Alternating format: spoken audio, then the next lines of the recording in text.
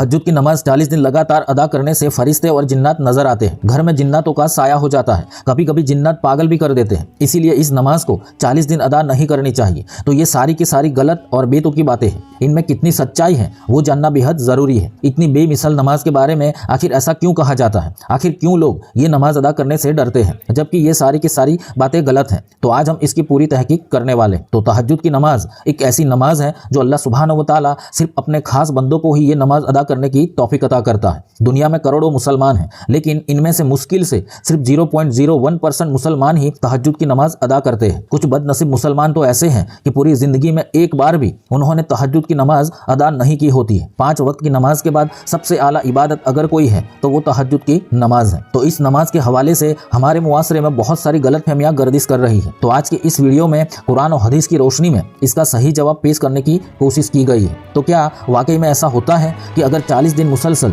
तहज्जुद की नमाज अदा करने से इंसान को फरिश्ते और जिन्नात नजर आते हैं? क्या 40 दिन तहज्जुद अदा नहीं करनी चाहिए? और तहज्जुद की नमाज रात में ही क्यों अदा की जाती है? और कुछ लोग तो कहते हैं कि 40 दिन अदा करने से एक नेक फरिश्ता और एक बुरा फरिश्ता हमारे पास आ जाता है। तो कुछ लोग कहते हैं कि घर में परेशानियां आती है, जिन का साया हो जाता है। अफसोस सद अफसोस, पता नहीं लोग ये सारी बेतुकी बातें और गुमराही कहां से ले आते हैं, और ऐसी बातें आखिर बिना सोचे समझे लोग मान भी कैसे लेते हैं। तो सबसे पहले तो ये जान लेते हैं कि 40 दिन नमाज अदा करने से या कोई अमल करने से क्या होता है। तो बुजुर्गान दीन फरमाते हैं कि अगर 40 दिन कोई अमल किया जाता है तो वो मकबूलियत की हद तक पहुंच जाता है। और अगर कोई 40 दिन 5 वक्त की नमाज अदा करता है, फिर नमाज उसको नहीं छोड़ती, यानी वो पक्का नमाजी बन जाता है। अल्लाह सुब्हानहू व तआला उसको अपना कुर्ब अता फरमा देता है और उसका दिल और दिमाग अल्लाह की तरफ माइल हो जाता है। तो अगर कोई तहज्जुद की नमाज 40 दिन तक मुसलसल लगातार अदा करता है तो उसमें एक रूहानियत पैदा हो जाती है। उसका दिल ईमान की रोशनी से मुनव्वर हो जाता है और ऐसी रूहानियत पैदा हो जाती है कि फिर उसे तहज्जुद पढ़े बगैर चैन नहीं आता। अब बात करते हैं कि क्या तहज्जुद की नमाज अदा करने वालों को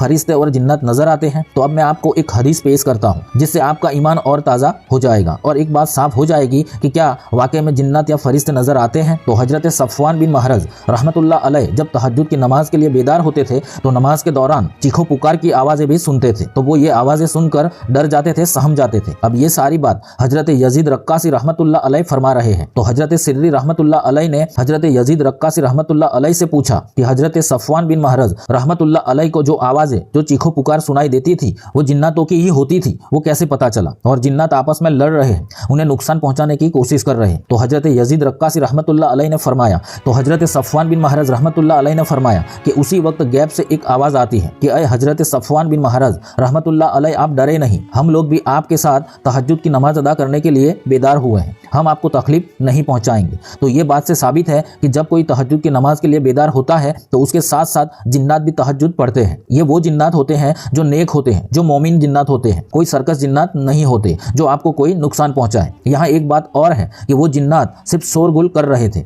हजरत सफ़वान बिन महरज रहमतुल्लाह अलैह को दिखाई नहीं देते थे। अब ये वाकया जो मैंने आपको आगे पेश किया, इसका हवाला ये है कि ये वाकया किताब अल हवातिफ लि अबी दुनिया जिल्द नंबर 2 सफ़ा नंबर 497 पर मौजूद है। आप चाहे तो इसका मुताला कर सकते हैं। अब मैं आपको एक और हदीस सुना देता हूँ जिससे आपका यकीन और जहन क्लियर हो जाएगा। तो हजरत सैयदना मुआज बिन जबल रजी अल्लाह तआला अन्हु फरमाते हैं कि हुजूर अकरम सल्लल्लाहु अलैहि वसल्लम ने इरशाद फरमाया कि अगर कोई शख्स तहज्जुद की नमाज पढ़ने के लिए बेदार होता है, उस वक्त सारी दुनिया सो रही होती है, उस वक्त अल्लाह के फरिश्ते भी उसके साथ तहज्जुद की नमाज पढ़ते हैं। और वो जिन्नात जो फिजाओं में होते हैं, घरों में होते हैं, हवाओं में मौजूद होते हैं, वो नेक और मोमिन जिन्नात भी उसके साथ तहज्जुद की नमाज पढ़ते हैं। अब ये हदीस मौजूद है मसनद अल बज़्ज़ाज़ जिल्द नंबर 7 सफ़ा नंबर 97 पर मौजूद है। तो इस हदीस से साबित है कि जो शख्स तहज्जुद की नमाज पढ़ता है तो उसके साथ साथ फरिश्ते और नेक जिन्नात भी तहज्जुद की नमाज पढ़ा करते हैं। तो अब आप खुद सोचें कि भला ये कैसे हो सकता है कि नेक जिन्नात किसी इंसान को नुकसान पहुंचाए। तहज्जुद की नमाज पढ़ने वाले जिन्नात कोई आम जिन्नात नहीं होते, वो मोमिन जिन्नात होते हैं जो कभी नुकसान नहीं पहुंचा सकते। जो सर्कस जिन्नात होते हैं, जो मोमिन नहीं होते,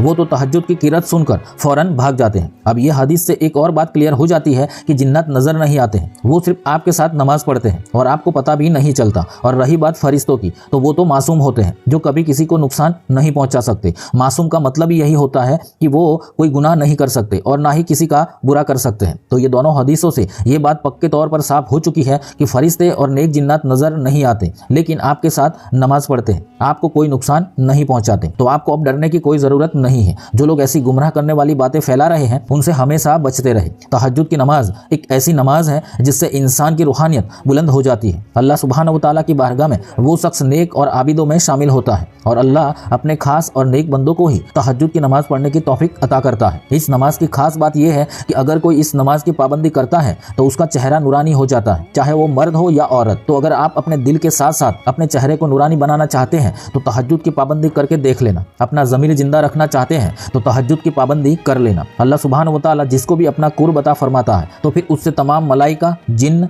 चरिंदे, परिंदे, तमाम मखलूक उससे मोहब्बत करने लग जाती हैं। फरिश्ते भी मोहब्बत करने लगते हैं। एक हदीस पाक का मफहूम है कि तहज्जुद की 2 रकात नमाज अदा करने वाले का नाम ज्यादा इबादत करने वालों की फहरिस्त में लिख दिया जाता है। ये कितनी बड़ी सआदत की बात है कि कोई बंदे का नाम ज्यादा जिक्र करने वालों में लिख दिया जाए। अब लोग कहते हैं कि तहज्जुद की नमाज रात में ही क्यों पढ़ी जाती है, दिन में क्यों नहीं। तो आगे मैंने आपको जो 2 हदीसें पेश की हैं उससे साबित है कि ये नमाज रात में ही अदा करनी है, दिन में अदा नहीं करनी। खास करके आधी रात में, रात के आखिरी हिस्से में अदा करने पर बहुत ज्यादा सवाब है। और ये एक ऐसा वक्त होता है कि तमाम लोग मखलूक सो रही होती हैं और कोई बंदा अपनी नींद को कुर्बान करते हुए जब अल्लाह की बारगाह में खड़ा होता है तो अल्लाह को बंदे की ये अदा बहुत पसंद आती है और अल्लाह सुब्हानहू व तआला उसे ऐसा कुर्ब अता फरमाता है कि वो नमाज के बाद हाथ उठाकर जो भी दुआ मांगता है तो वो बेशक कबूल कर लेता है। तो आप लोग 5 वक्त नमाज की पाबंदी के साथ साथ तहज्जुद की नमाज को अदा करने की कोशिश जरूर करें, बेशक अल्लाह आपसे राजी होगा। तो उम्मीद है आपकी सारी गलतफहमियां क्लियर हो चुकी है। तो कौन कौन तहज्जुद की नमाज को अदा करता है और कौन कौन अदा करने वाला है, कमेंट करके